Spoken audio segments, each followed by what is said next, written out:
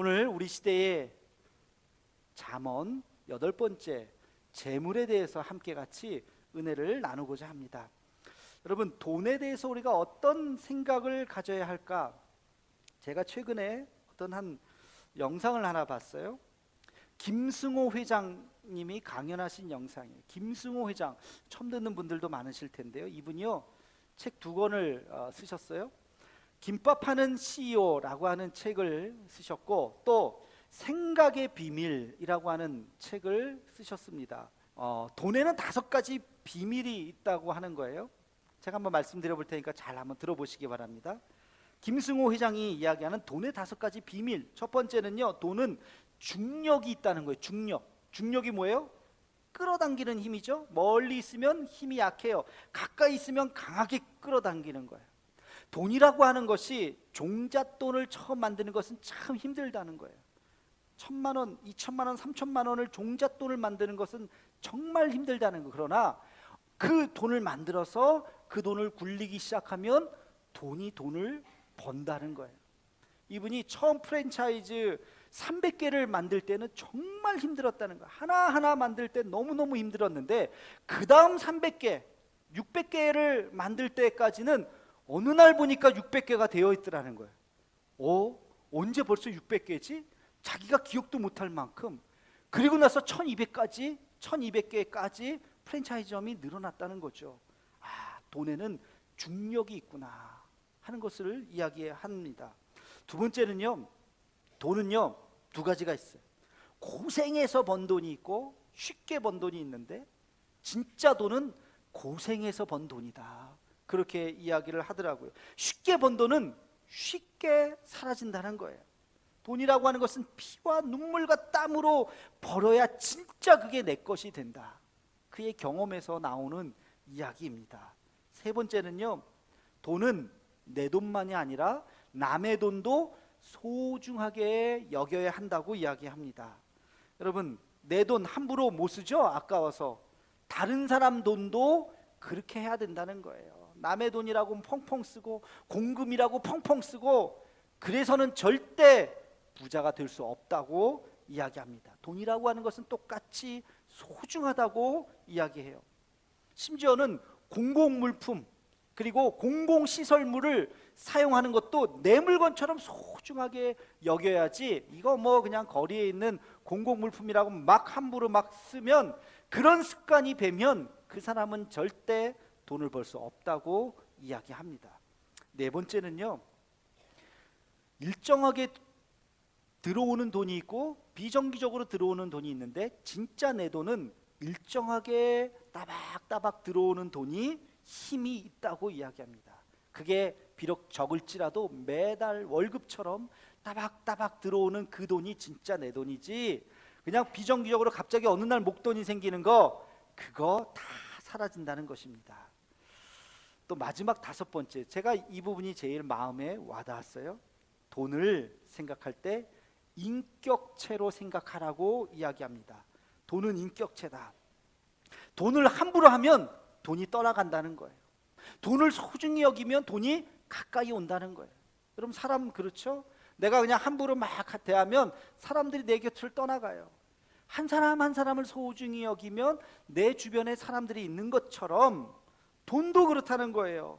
심지어는 돈에 감정이 있다고 생각하라는 거예요. 돈에도 감정이 있다고. 작은 돈이라고 막 함부로 쓰고 유흥비로 탕진하고 그러면 돈이, 아이고 저 사람한테는 내가 필요 없구나, 그래서 돈이 다 떠나간다는 거예요. 그래서 돈을 인격체로 생각하고 소중히 여길 때 돈이 붙는다, 그런 이야기를 하더라고요. 성경 얘기는 아니니까 여러분이 이 시대에 자수성가한 부자의 이야기 참고 정도로 해서 여러분이 하시면 좋을 것 같습니다. 돈에 대해서 우리는 2가지 질문을 할 수가 있어요. 뭐가 있을까요? 돈을 어떻게 벌지? 돈을 어떻게 하면 잘 벌 수 있지? 하는 질문과, 또 하나는 뭐예요? 돈을 어떻게 하면 잘 쓸 수 있지? 여러분, 돈만 벌다가 죽으시겠어요? 네. 돈을 왜 버는데? 쓰기 위해서 벌잖아요. 그렇죠? 돈을 또 잘 쓰려면 잘 벌어야 되잖아요. 잘 버는 게 뭔가? 또 번 거를 가지고 잘 쓰는 게 뭘까? 이 두 가지 질문을 우리는 해 보아야 합니다. 성경 말씀에서 우리가 한번 해답을 찾아봅시다. 첫 번째 질문, 어떻게 하는 것이 돈을 잘 버는 것일까? 오늘 본문 말씀 잠언 8장 20절 말씀을 함께 같이 읽겠습니다. 시작. 나는 정의로운 길로 행하며 공의로운 길 가운데로 다니나니. 아멘. 정의로운 길과 공의로운 길로 다닐 때 그 다음 구절 읽어보면 재물을 모을 수 있다는 이야기가 나옵니다. 하나님께서는 공의로운 길로 행하는 자, 정의로운 길로 행하는 자에게 물질의 복을 허락하신다고 이야기하고 있어요. 다른 말로 하면 정직하고 성실하라는 것입니다. 시편 37편 3절에 보면 이런 말씀이 있어요. 여호와를 의뢰하여 선을 행하라. 땅에 거하여 그의 무엇으로? 성실로 식물을 삼을지어다. 아멘. 그의 성실로 식물을 삼을지어다. 성실하게 일하라는 거예요. 성실하게 땀 흘려 일할 때 그것이 나에게 대가를 줄 수 있다는 것입니다. 여러분, 돈은요 누구든지 많이 벌고 싶어 하죠. 어떻게 버느냐? 성실하게 땀 흘려 일해야 되는 것입니다. 애써서 벌어야 돼요. 진실한 마음으로 벌어야 되는 것입니다. 그래서 내가 땀 흘려서 벌었을 때 그 돈이 소중하게 여겨지는 거예요. 함부로 쓰지 않아요. 사치하거나 낭비하지 않아요. 물건 하나를 살 때도 그냥 막 사지 않는가 보고 정말 이 돈에 대한 가치가 있을까를 생각하고 살 수가 있는 것이죠. 쉽게 돈 벌 생각하시면 안 돼요. 거기에 다 함정이 있는 거예요. 누구나 다 쉽게 돈을 벌고 싶어하는 마음이 있죠. 그 유혹입니다. 거기에 빠지면 안 돼요. 어느 목사님이 이런 이야기를 하시더라고요. 어느 교회 성도가 어느 날 자기를 찾아왔대요. 눈물로 이야기하면서 목사님 기도해 주세요. 무슨 일이신데요? 제가 1,000만 원의 여윳돈이 있었는데 그거를 가지고 어디다 쓸까 생각하다가 친구가 어느 날 찾아와서 이러이러한 일이 있는데 너 투자해라 그랬다는 거예요. 그 남편한테 얘기도 안 하고 그 돈을 2년에서 3년 안에 원금을 다 회수할 수 있고 첫 달부터 이자를 몇 배를 받을 수 있고 막 근거를 대고 막 이야기를 하니까 거기에 혹한 거예요. 그래? 그래서 투자를 했는데 진짜 몇 달은 이자를 막 많이 받았대요. 이야, 이건 뭐 더 없나? 더 투자할까? 막 이런 생각을 했는데 어느 날 그게 사기였던 거예요. 원금을 다 잃게 만든 거예요. 그래서 눈물 흘리면서 원금만이라도 회수할 수 있도록 기도해 달라고 그 목사님이 기도를 해 주셨대요. 그리고 나서 헤어졌는데 야, 과연 하나님께서 저 기도를 들어주실까? 본인 스스로도 의문이 들었다는 거예요. 왜? 그분이 왜 투자했어요? 욕심에 이끌려서, 자기의 욕심에 이끌려서 더 많은 것을 얻기 위해서 그렇게 그 마음 때문에 유혹에 빠져버린 거예요. 그래서 그 돈을 잃게 된 거지요. 여러분, 세상에 공짜 밥은 없다는 말 아시죠? 공짜 밥은 없습니다. 손쉽게 돈을 벌 수 있다면 누군들 부자가 안 되겠습니까? 다 부자 될 수 있죠. 그러나 그렇지 않습니다. 땀에 대한 대가가 아니라면 다시 한번 생각해 봐야 돼요. 돈을 버는 거, 여러분 각자의 삶의 자리에서, 여러분 각자의 그 직업에서 우리가 애써서 돈을 버는데 이 한 가지 원칙은 기억해야 됩니다. 땀 흘려서 성실하고 정직하게 일할 때 버는 것, 그것이 의미가 있다고 하는 사실을 결코 잊어서는 안 될 것입니다. 두 번째, 그러면 더 중요한 질문을 해봅시다. 돈을 어떻게 써야 되느냐? 한평생 돈만 벌다가 죽으면 그것만큼 억울한 사람이 어디 있겠어요? 돈만 벌고 그거 끌어안고 돌아가시겠어요? 그게 다 내 돈이 되나요? 천국 가서 그 돈 가지고 막 쓰나요? 아니죠. 돌아가시고 나서 내 관을 화려한 금치장으로 그것을 만든다 한들 그게 무슨 의미가 있겠습니까? 돌아가시고 나서 여러분 수의를 엄청나게 좋은 수의를 입어봤자 무슨 의미가 있겠냐고요. 그렇죠? 열심히 버는 이유는 그거를 정말로 잘 쓰기 위해서 버는 거죠. 그럼 어디다 써야 되느냐? 어떻게 써야 되느냐? 여러분 세 가지를 꼭 기억하시기 바랍니다. 어디다 써야 될까? 첫 번째, 우리 잠언 8장 18절 말씀, 오늘 본문 말씀을 함께 같이 읽겠습니다. 시작. 부귀가 내게 있고 장구한 재물과 공의도 그러하니라. 아멘. 부귀가 누구에게 있어요? 하나님에게. 부귀 영화가 하나님에게 있어요. 장구한 재물과 공의도 하나님에게 있어요. 여러분, 우리가 이 세상을 살아가고 있는 모든 것들 누가 주신 것입니까? 하나님이 주신 것이에요. 정말 그렇게 믿으십니까? 그렇게 고백하십니까? 건강도요, 내가 지킨다고 지킬 수 있는 게 아니에요. 제가 아는 어떤 분 중에 열심히 운동하고 뭐 몸에 좋은 게 아니라면 먹지도 않고 건강관리를 굉장히 잘하는 분이 있어요. 근데 그분이 암에 걸렸어요. 네. 그렇게 건강관리 철저하게 하는 분이 어떻게 암에 걸려요? 근데 걸리더라고요. 네. 자기 노력이 아니에요.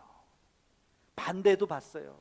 아유, 운동할 시간도 없어요. 일하느냐고 바빠서 그냥 열심히 일하는데 얼마나 건강한지 몰라요. 잔병 치레 하나도 안 하고. 네. 타고난 게 건강해서 그런지 모르지만, 야, 건강은 하나님이 주시는 거구나. 여러분, 재물도 하나님이 주시는 거예요. 노력한다고 얻어질 수 있는 것이 아니라 하나님이 허락하실 때 물질도 모을 수 있는 것입니다. 우리 시편 127편 1절 말씀 여러분 잘 아시죠? 우리 함께 같이 읽어보겠습니다. 시작. 여호와께서 집을 세우지 아니하시면 세우는 자의 수고가 헛되며 여호와께서 성을 지키지 아니하시면 파수꾼의 깨어 있음이 헛되도다. 아멘. 하나님이 지키시지 않으면 우리가 아무리 지키려고 해도 못 지킨다는 거예요. 인간의 노력, 의미는 있지만 궁극적으로 하나님이 주셔야 한다는 거죠. 여러분, 내게 건강 주셔서, 내게 직장 주셔서, 또 내게 지혜 주셔서, 내가 물질 주셔서 여기까지 왔습니다라고 하는 이 믿음의 고백, 이 신앙 고백, 이 모든 것을 하나님이 나에게 주셨습니다라고 하는 그 신앙 고백의 표현이 뭐예요? 그게 하나님 앞에 예물을 드리는 거예요. 하나님 앞에 드리는 거예요. 우리가 이 예배 시간에 여러분들 하나님 앞에 예물 드리는 시간이 있죠. 그 의미가 뭡니까? 한 주일의 삶이 하나님의 은혜였습니다라고 하는 고백이에요. 말로만 고백이 아니라 내 삶을 하나님 앞에 드리는 거예요. 그래서 11조도 드리고, 그래서 감사의 예물도 드리고, 여러 가지 여러분의 마음을 담아서 하나님 앞에 드리는 그 의미가 뭐냐? 내 인생이 하나님의 것입니다라고 고백하며 드리는 것입니다. 절대 그래서 억지로 해서는 안 돼요. 하나님이 기뻐 받으시지 않아요. 계산해서 드리는 거 아니에요. 하나님 앞에 감사로 자원하는 마음으로 즐거이 하나님 앞에 드리는 거예요. 그 액수가 사람마다 다 다르겠죠. 형편이 다 다르니까. 액수가 많고 적음이 중요한 것이 아니라 이 모든 것이 하나님의 것입니다라고 하는 내 신앙 고백을 담아서 드리는 것이 예물이라고요. 여러분이 한평생 살면서 열심히 번 돈, 그거의 일부를 하나님 앞에 드리는 것, 이것을 잊어서는 안 됩니다. 하나님의 것을 하나님 앞에 믿음의 고백을 담아서 내게 건강 주신 것, 내게 물질 주신 것, 내게 직장 주신 것, 이 모든 것 하나님의 은혜입니다라고 하는 마음으로 하나님 앞에 드리시는 저와 여러분의 삶이 되기를 주의 이름으로 축원합니다. 두 번째, 어디다가 물질을 써야 되느냐? 여러분 자신과 여러분 가족을 위해서 써야 합니다. 전도서에 보면 이런 말씀이 있어요. 우리 전도서 8장 15절 말씀을 우리 앞부분만 함께 같이 읽어보겠습니다. 시작. 이에 내가 희락을 찬양하노니 이는 사람이 먹고 마시고 즐거워하는 것보다 더 나은 것이 해 아래에는 없음이라. 아멘. 여기까지. 여러분, 이 전도서는 삶의 허물을 이야기하는 책으로 알려져 있죠. 그러나 곳곳에 이야기하고 있는 것이 뭐냐면, 요즘에 제가 새벽 예배할 때 전도서 말씀을 가지고 하고 있는데 거기에 보면 너의 삶을 누려라고 이야기하고 있습니다. 하나님께서 주시는 지금 현재의 삶을 누리라고 이야기하고 있습니다. 여러분, 자기 개발을 하고 취미 생활을 하고 자기를 위해서 선물을 사고, 그리고 가족들과 함께 같이 여행을 가고, 좋은 책을 사서 보고 공연을 보고 문화와 생활을 즐기는데 돈을 아끼지 마시기 바랍니다. 에이, 그렇게 살면 안 되지. 아니에요. 그것을 타부시해서는 안 됩니다. 우리는 금욕주의자들이 아니에요. 지금 우리는 중세 수도원에서 사는 금욕주의자들이 아니라고요. 하나님께서 우리에게 주시는 은혜를 우리는 누리면서 살아갈 수 있습니다. 열심히 일한 당신 떠나라. 어디서 많이 들어본 것 같지 않아요? 어느 카드 회사의 광고 카피예요. 하나님께서는 우리에게 일하도록 창조하지 않으셨어요. 제가 수요일날 창세기 강의할 때도 한번 말씀드렸죠. 하나님께서 인간을 몇째 날 만드셨다고요? 몇째 날 만드셨다고요? 마지막 날, 여섯째 날 만드셨어요. 그것도 여섯째 날 동물들을 만들고 맨 마지막에 인간을 만드셨어요. 우리는 딱 창조되고 눈 떴더니 모든 게 완벽한 세상이 다 펼쳐져 있었던 거예요. 그리고 그 다음날 뭐 하셨어요? 쉬셨어요. 우리는 태어나자마자 그 다음날 놀았어요. 그 다음날 안 쉬겠다고요. 그게 하나님의 뜻이에요. 왜? 누려라. 누려라. 우리는 일하기 위해서가 아니라 우리는 하나님께서 주시는 그 은혜를 누리기 위해서 하나님께서 우리를 만드셨다는 것입니다. 재충전하고 새로운 것을 경험하고 새로운 세계로 나아가기 위해서 우리는 안식하고 쉬고, 여러분 지금 같은 시기가 휴가철이죠? 이번 주 다음 주 많이들 휴가 가시죠? 아, 나는 휴가 반납하고 열심히 일해야지. 아니에요. 환자예요, 환자. 그렇게 하면 안 돼요. 일 중독 환자예요. 일할 때 일하고 쉴 때 쉬어야 돼요. 쉬면서 가족들과 그동안 하지 못했던 여행도 가고 추억도 쌓고 이야기도 하고 그런 시간들을 가지셔야 돼요. 단지 하나 낭비하거나 사치해서는 안 되겠죠. 우리가 낭비하거나 사치해서는 안 되겠지만 필요한 것에 적절하게 우리 자신을 위해서, 우리 가족을 위해서 쓰는 것, 물질은 그런 데 쓰는 것입니다. 그러라고 하나님께서 우리에게 주신 거예요. 그런 것들을 우리가 잘 활용할 수 있는, 돈을 우리 경험과 바꿀 수 있다면, 우리 자녀들에게 그런 경험을 줄 수 있다면, 새로운 경험을 줄 수 있다면 그것만큼 값진 것이 어디 있겠습니까?